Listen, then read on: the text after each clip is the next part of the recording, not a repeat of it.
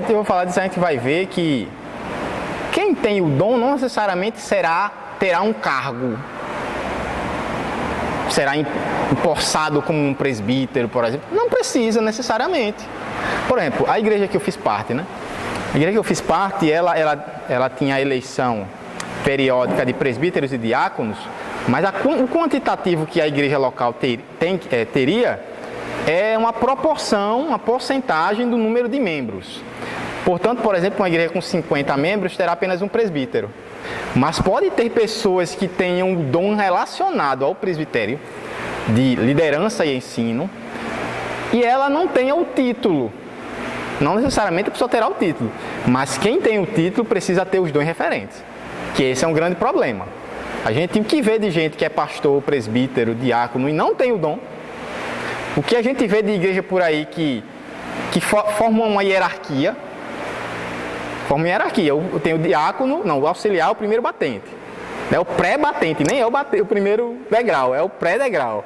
Aí você vai ser primeiro auxiliar, depois diácono, depois presbítero, ou talvez um dia seja pastor. Mas está totalmente errado, porque ou você é diácono ou você é presbítero, ou nenhum dos dois. Mas você não é os dois, porque o presbitério tem muito mais dom que a gente vai falar aqui da palavra, enquanto o diácono está relacionado a dons de servir. Então você força alguém a estar fora do seu dom. E um diácono que exerça bem é elevado a presbítero. E talvez ele esteja num canto totalmente errado para ele. É um ou outro. E também, eu não vou tratar aqui, mas eu dei um estudo ano passado na igreja do amigo meu, em Tito. E eu expliquei lá, pessoal, presbítero e pastor é a mesma coisa. E joguem no mesmo balaio bispo. São uma mesma coisa na Bíblia. A gente dividiu o pastor de presbítero, mas o pastor nada mais é do que um presbítero. Talvez seja um presbítero-chefe, vamos dizer assim, mas ele é um presbítero. Esse é o dom. Agora, vendo o que Paulo disse, nem todo mundo que é presbítero, ou que deve ser presbítero, ou que seja reconhecido nele os dons referentes ao presbitério, ele pode não necessariamente ser um professor. Paulo, ele divide isso, a igreja presbiteriana segue isso, por exemplo. Tem os presbíteros regentes, os presbíteros da liderança, que vão tomar decisões, e os presbíteros docentes, que são os presbíteros do ensino e pregação. Eles dividem isso lá. E isso é interessante, porque a gente coloca também presbítero como sendo tudo igual, e Paulo dividiu isso, né? Ele fala dos presbíteros, especialmente os que ensinam. Então, nem todos os presbíteros na época dele ensinavam. Então, os dons, quando estão funcionando, quando estão sendo exercidos, eles são chamados de ministérios.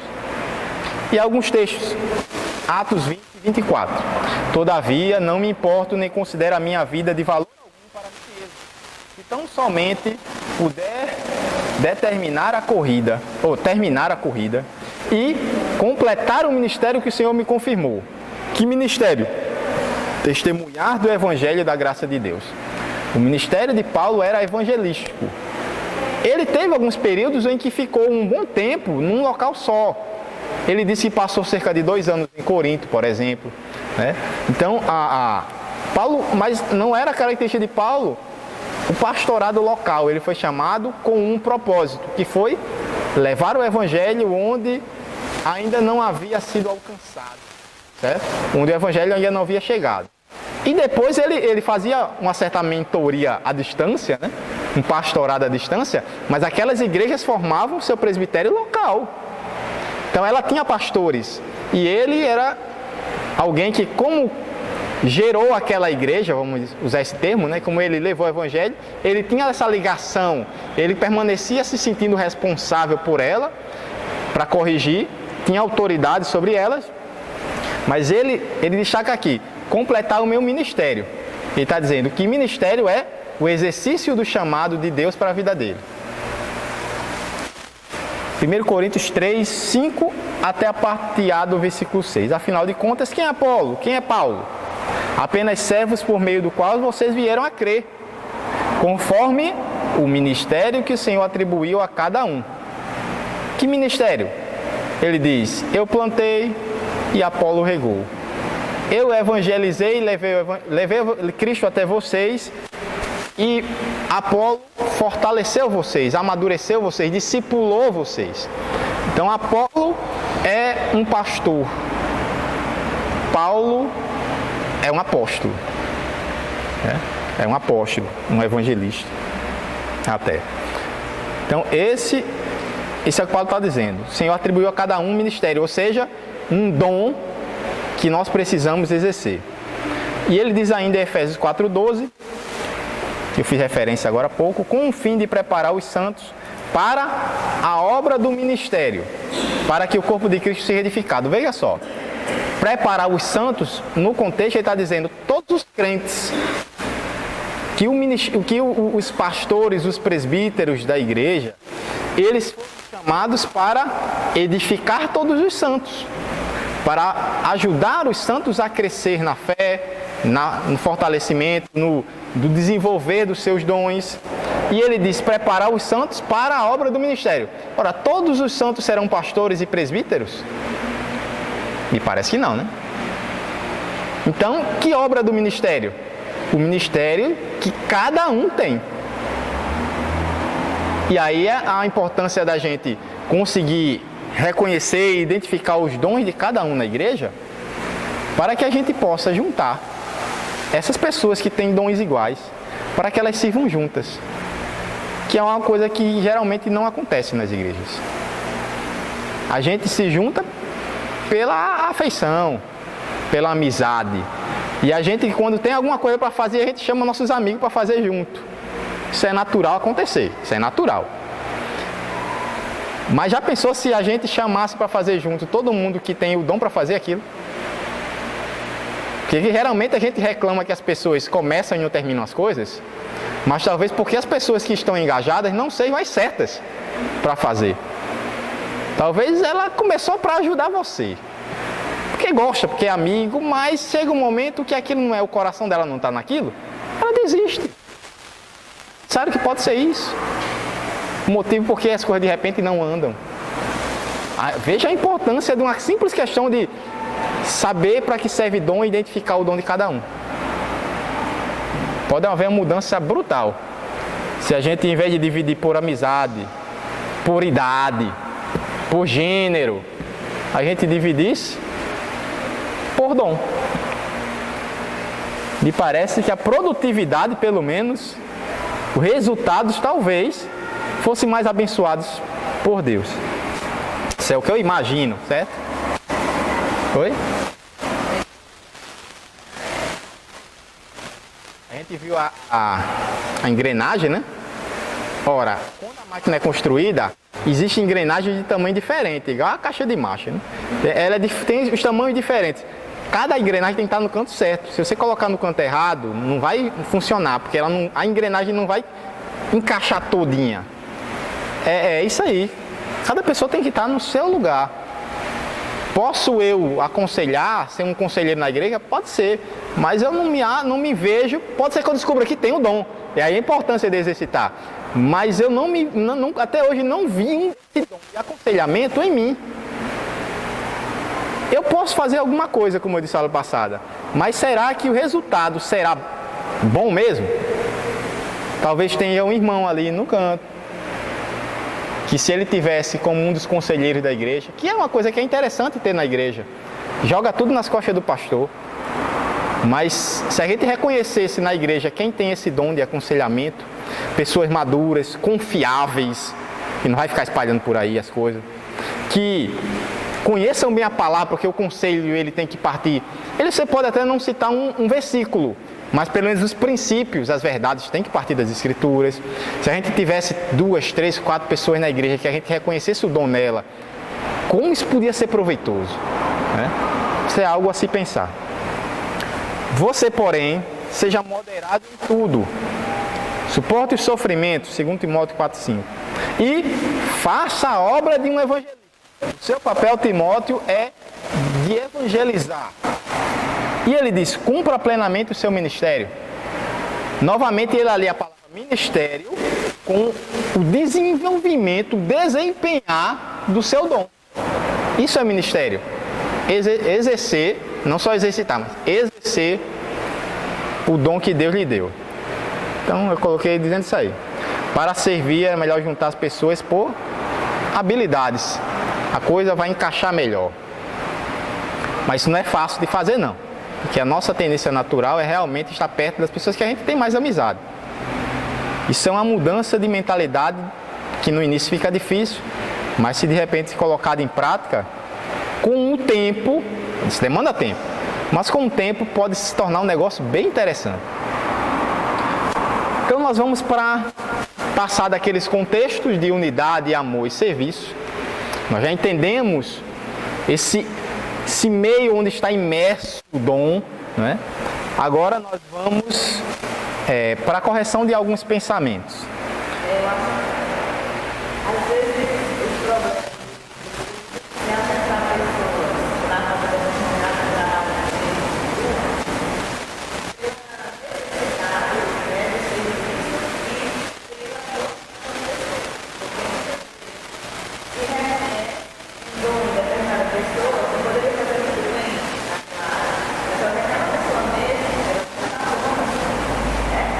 e aí, como a igreja necessita de pessoas que realmente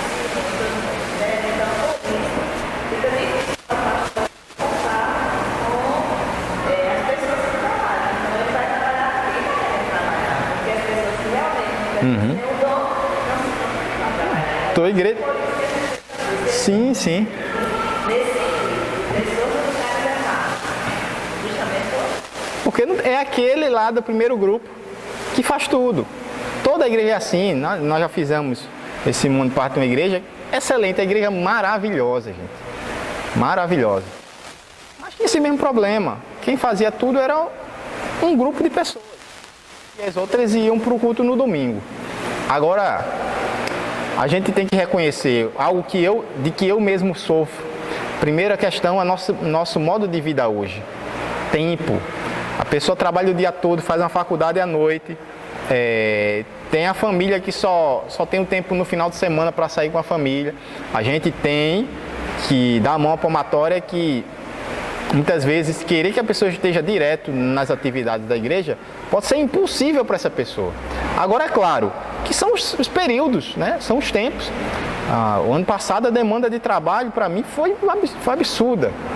Esse agora, final do ano, finalzinho de dezembro, é o que eu recebi um tenente lá para me auxiliar. Fazia alguns anos que eu estou nesse setor e estava sozinho para fazer tudo. Antes não tinha problema, mas como agora começou o volume de cursos muito grande, chegou a ter 500 alunos de uma vez, 10 turmas. E eu tenho que cuidar de que haja todas as instruções da semana para todas as turmas. Então o volume era absurdo. E mais com as aulas de seminário e aí, família. Então fica complicado você querer que as pessoas estejam sempre na igreja, todo mundo esteja totalmente disponível. Não estará, é claro, mas todos nós precisamos fazer alguma coisa.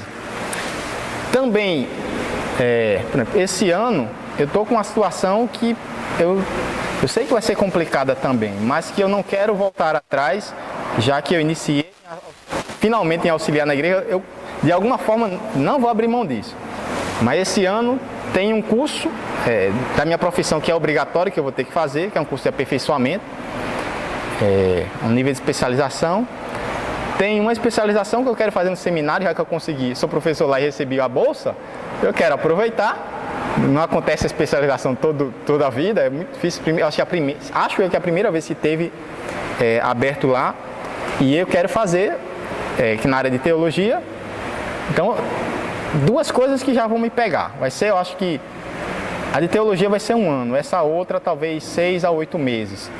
Vai ser muito complicado. Por exemplo, um final de semana por mês, sábado o dia todo, manhã, tarde e noite, domingo de manhã e sexta à noite, eu estarei um final de semana por mês no seminário. Darei aula o semestre todinho, na quarta e no sábado pela manhã.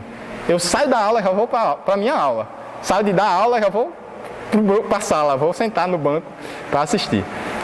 Então, a gente tem muitas atividades. A gente não pode achar que todo mundo vai estar tão disponível, mas todo mundo deve de alguma forma contribuir.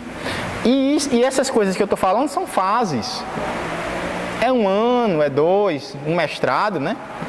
Você passa ali 2 anos, 3, estudando, se dedicando, muito desgastante. Mas aquilo passa, não pode ser uma vida toda. Essa é a questão. Uma vida toda sem ajudar em nada. E repito o que eu também disse na aula passada.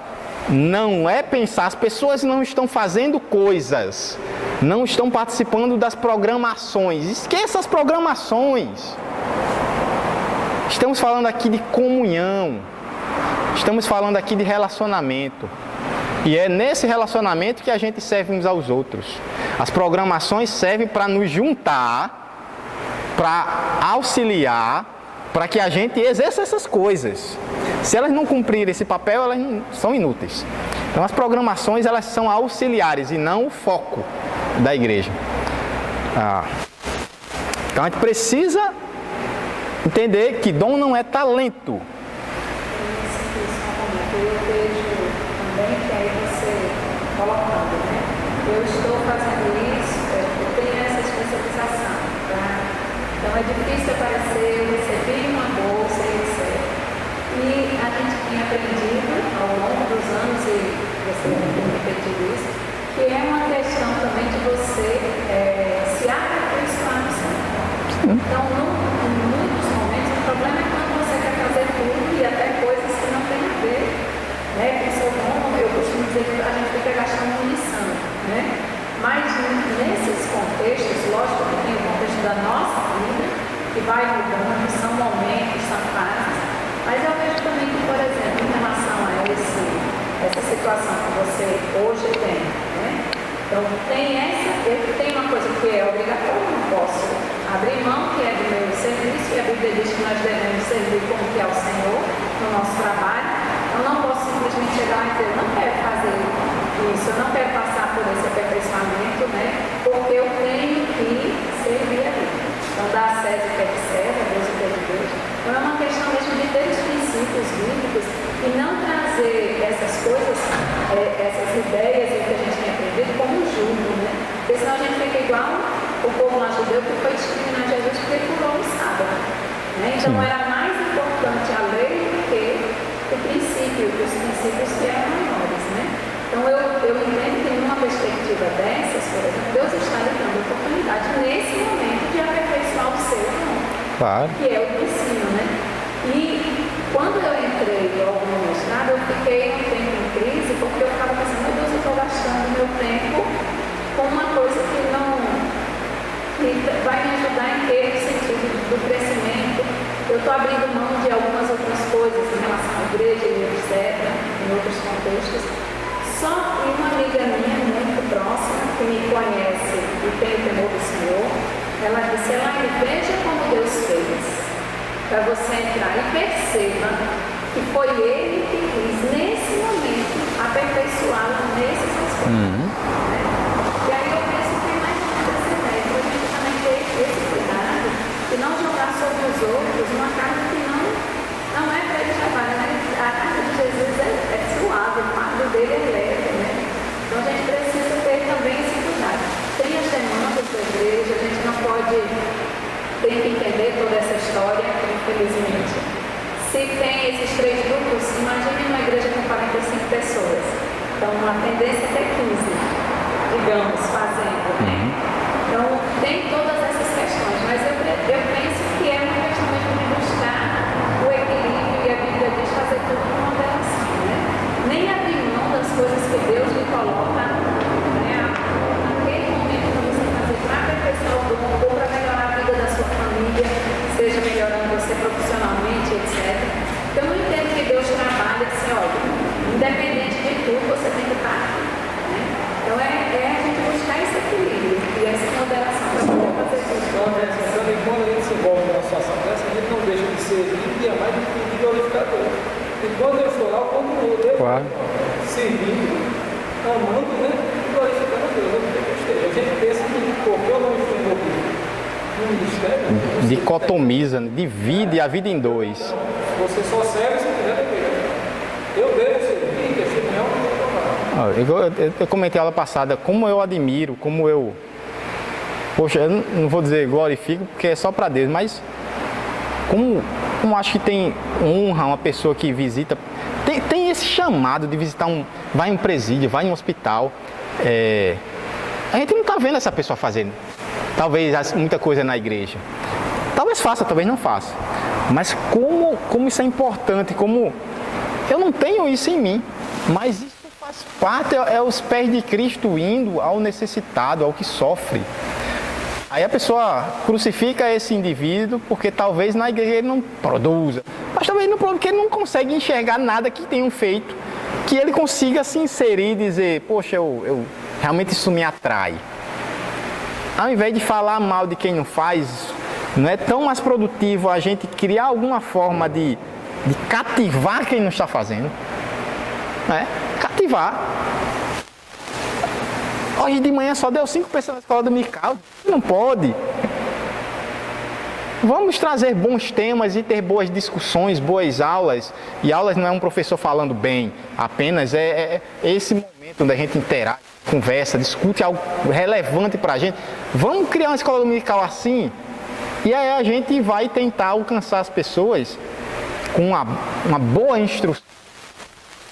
E aí, talvez mais gente se motive. E ainda assim, talvez, muito possivelmente, não vai ser 100% nunca. Talvez nem se Jesus estivesse aqui seria 100%. Mas talvez a gente tenha um maior. Não para dizer como a nossa escola dominical é forte. Não. Para dizer como a gente está conseguindo alcançar tantas pessoas numa edificação a partir do ensino da palavra. Essa é a ideia. Pessoas edificadas. E não a glória de um professor ou um número para a gente divulgar por aí. Esse é o grande foco. E eu disse que o talento é algo que você desenvolve, que exige suor, e você pode conquistar. Mas o dom é algo que Deus lhe deu. O dom é algo que Deus lhe deu. Nem você pode perder o seu dom. Você pode até enterrá-lo, mas não perdê-lo. E nem você pode ganhar um outro dom. Não existe ganhar outro dom. Deus lhe deu ou não lhe deu.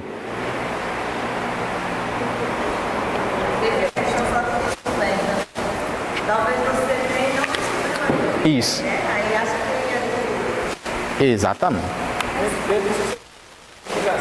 Buscar e fazer os melhores.